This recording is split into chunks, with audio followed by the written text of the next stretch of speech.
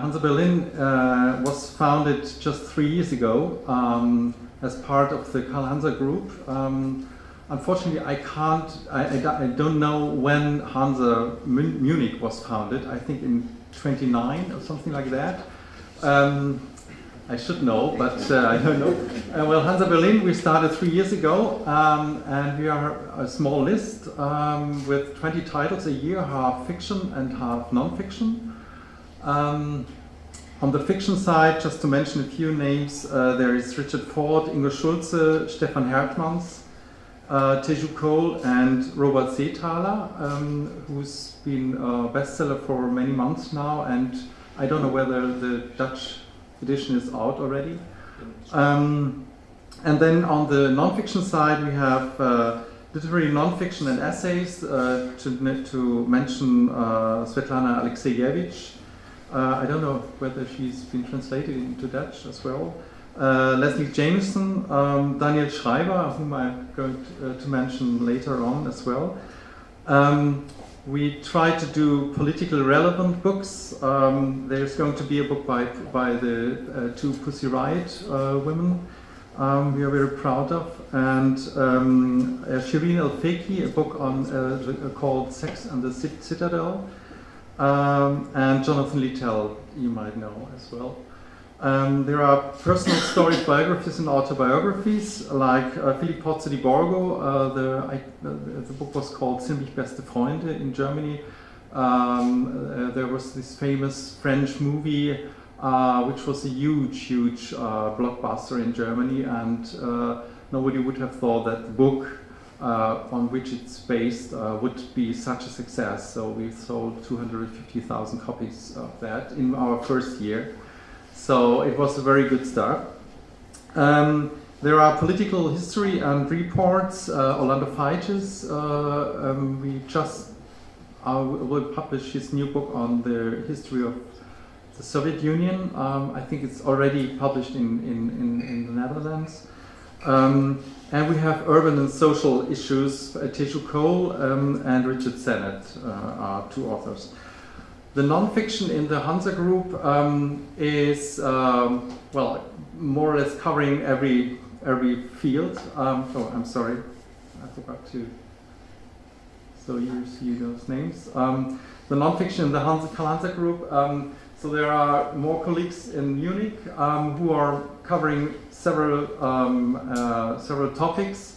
Some are overlapping with the Hanser Berlin list, others not. You see, there's pretty everything you want to publish. And then there are the other publishing houses, the Paul Czonai Verlag and Deutsche Verlag in Vienna, and Nagel & Kimche in Zurich, who are also doing non-fiction. Since about 2 years, there is a joint catalog of the non-fiction of all these publishing houses. My two titles I would like to recommend you or talk about is Daniel Schreiber.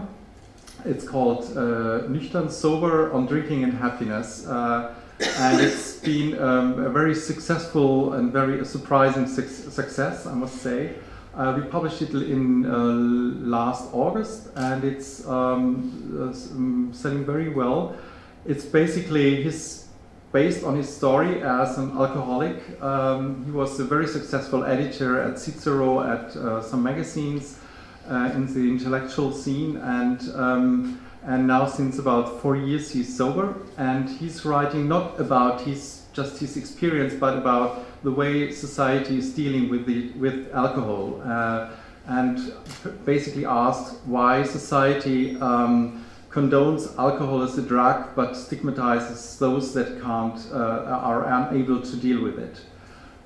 So it's a very important book, and the reviews are really marvelous, and really saying that this kind of non-fiction or this kind of book on alcohol was missing. The other one will be published in 2 weeks from now. I just yesterday saw the first copy, finished copy. Xifan Yang was born in China, and with 4 years she came to Germany because her parents studied in Germany and stayed.